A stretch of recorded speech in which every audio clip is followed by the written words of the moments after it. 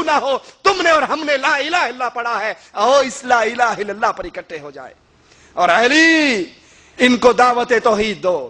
اگر ایک بندہ تمہاری دعوت سے مواحد بن گیا، عرب کے سرخ اونٹوں سے زیادہ قیمتی ہے۔ سرخ اونٹ آج کی جی ایم سی اور مرسڈیز، اس سے زیادہ بہتر ہے ایک بندہ مسلمان ہو جائے۔ یہی ہم اور غم اپنے اندر پیدا کرو۔ توحید کی دعوت آپ کو سمجھ آ گئی، خاموش ہو کے نہ بیٹھو۔ اپنی شرکے کے اندر، کمپنی کے اندر، روم کے اندر، گھر کے اندر، کاروبار کے اندر، ہر بندے کو جو اس توحید سے ناواقف ہے، اس کے گلے میں تعویذ دیکھو، اس کے ہاتھ میں کڑے دیکھو، اس کی انگوٹھی، اس کے ہاتھ میں انگوٹھیاں دیکھو، اس کے پاس شرکیہ راستے دیکھو، شرکیہ ذرائع دیکھو، اس کے پیچھے لگ جاؤ، اسے پیار اور محبت سے دعوت دو۔ اگر آپ کی دعوت سے وہ لائن پہ آ جاتا ہے، مواحد بن جاتا ہے، قیامت کے دن جہاں آپ کے نیکیاں آپ کے پلڑے میں ہوں گی، اس مواحد کی بھی ساری نیکیاں آپ کے پلڑے میں ہوں گی۔ اللہ سے دعا ہے، اللہ ہمارے گناہوں کو معاف فرما دے، اللہ ہماری خطاؤں کو معاف فرما دے، اللہ ہماری سیاہکاریوں کو معاف فرما دے، اللہ ہمیں زندہ رکھے، ایمان پہ رکھے، اللہ ہمیں موت دے اس حال پر دے کہ اللہ ہم سے راضی ہو، ہم اللہ سے راضی ہوں۔ اللہ اس حال میں ہمیں اپنے پاس بلائے، اپنی رحمت سے ہمارے سارے گناہوں کو معاف کر کے اپنی رحمت سے ہماری جنتوں کا فیصلہ کر چکا ہو۔ ادھر روح نکل رہی ہو، ادھر اللہ کی طرف سے جنت کے دروازے کھولے جا رہے ہوں۔ اقول قولی هذا واستغفر الله لي ولكم ولسائر المسلمين فاستغفروه انه هو الغفور الرحيم۔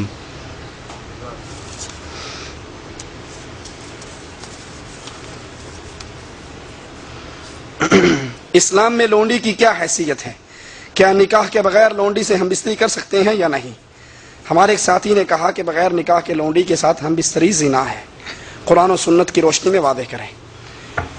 لونڈی بغیر نکاح کے ہی رہی جاتی ہے، لیکن کب؟ جب اسلامی خلیفہ، مسلمانوں کا خلیفہ جہاد کا حکم دے، کفار کے علاقوں پر حملہ ہو اور ان کو دعوت توحید دی جائے، وہ دعوت توحید نہ مانے، ان کو ٹیکس ان پر لگایا جائے، وہ ٹیکس دینے کے لیے بھی تیار نہ ہو، پھر ان سے جہاد کیا جائے۔ اب ان کے جو مرد اور عورتیں گرفتار ہوں گی، وہ مرد غلام بنیں گے، عورتیں لونڈیاں بنیں گی۔ جس کو جو اچھی لگے قابو کر لے، یہ چکر نہیں۔ وہ سارا مال غنیمت امیر المؤمنین خلیفۃ المسلمین کے پاس آئے گا اور پھر وہ اس کو لشکر میں تقسیم کریں گے۔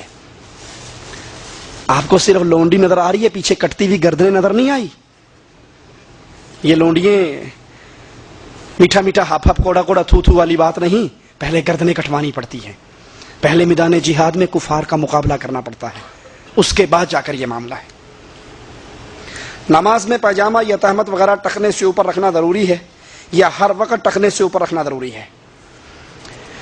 نماز میں پاجامہ اور تہمت ٹخنے سے اوپر رکھنا صرف نماز میں ضروری نہیں ہے، مرد کے لیے ہمیشہ ضروری ہے۔ مرد کے لیے ہمیشہ ضروری ہے۔ جو کپڑا ٹخنے سے نیچے ہے ففی النار، یہ آگ میں جانے والی چیز ہے۔ کتنا ضروری ہے اس کو آپ اس واقعے سے سمجھ سکتے ہیں۔ عمر ابن خطاب رضی اللہ عنہ وارضہ جب زخمی ہو کر گر گئے، ایک نوجوان ان کی عیادت کے لیے آیا، یہ واپس جا رہا تھا، عمر ابن خطاب کی نگاہ اس کے ٹخنوں پر پڑی، کہا اس کو واپس بلاؤ۔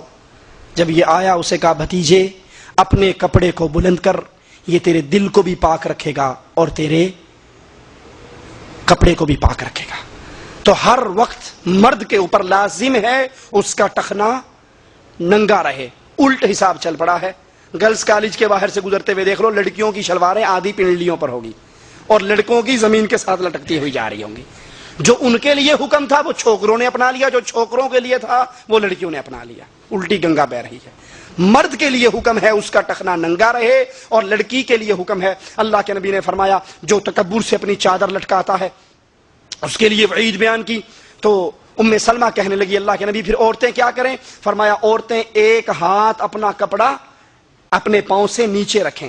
تو ام سلمہ نے کہا اللہ کے نبی جب عورتیں چلیں گی تو چلنے کی وجہ سے یہ کپڑا اٹھے گا، ایک بالشت اوپر رکھیں تو ان کے تو پاؤں نظر آئیں گے، پاؤں بے پردہ ہو جائیں گے۔ فرمایا پھر عورت ایک ہاتھ اپنا کپڑا زمین پہ لٹکائے، لیکن مرد کے لیے حکم ہے کہ وہ ٹخنے کو ننگا رکھے۔ اور یہاں سے ایک اور بات بھی سمجھ آتی ہے، جب عورت اپنے پاؤں کو چھپائے گی تو اس منہ کو کھلا رکھے گی یا چھپائے گی؟ جب شریعت میں پاؤں چھپانے کا حکم ہے تو منہ چھپانے کا تو بالاولیٰ حکم ہے۔ فرض نماز میں یا سنت یا وتر میں ہاتھ اٹھا کر دعا کر سکتے ہیں جس کو عربی زبان میں دعا نہ آتی ہو، کیا وہ اپنی زبان میں دعا کر سکتا ہے؟ فرض نماز کے بعد حدیث میں آتا ہے دعا قبول ہوتی ہے۔ اگر کوئی انفرادی طور پہ ہاتھ اٹھا کر دعا مانگتا ہے تو کوئی حرج نہیں۔ جو ہمارے ہاں طریقہ رواج پا چکا ہے انڈیا پاکستان بنگلہ دیش میں کہ نماز ختم ہوتے ہی اجتماعی دعا کے لیے ہاتھ اٹھا دیے جاتے ہیں، یہ محمد صلی اللہ علیہ وسلم کی سنت سے ثابت نہیں ہے۔ وتر کے اندر قنوت پڑھتے ہوئے ہاتھ اٹھانا باقاعدہ وتر کے لیے تو کسی حدیث سے ثابت نہیں، لیکن قنوت نازلہ پہ قیاس کرتے ہوئے کچھ لوگ ہاتھ اٹھاتے ہیں، واللہ اعلم۔ ہندوستان میں گائے ذبح کرنا قانون کے مطابق جرم ہے۔ ہندوستان کے کچھ علماء کا یہ کہنا ہے کہ جس ملک میں ہم رہتے ہیں اس کا احترام کرنا ضروری ہے، اس لیے گائے کی قربانی جائز نہیں۔ تو کیا ہم قربانی چھپ کر سکتے ہیں؟ یہ تو نہیں کہا جائے گا کہ قربانی جائز نہیں، جو اللہ کے نبی نے حلال کر دی اسے کوئی حرام نہیں کر سکتا، جائز ہے۔ لیکن ہاں جب فتنے کا اتنا ظہور ہے کہ آپ ایک گائے کاٹتے ہوئے اپنے 10 مسلمان بھی کٹوا بیٹھو، فتنہ فساد اتنا ہو جائے، چھپ کر سکو تو ٹھیک ہے کر لو، وگرنہ کوئی اور جانور کر لو، کیونکہ ہم کفار کے ملک میں ہیں اور مسلمانوں کی جان بچانا زیادہ ضروری ہے۔ جائز ہے، قربانی کی جائے گی۔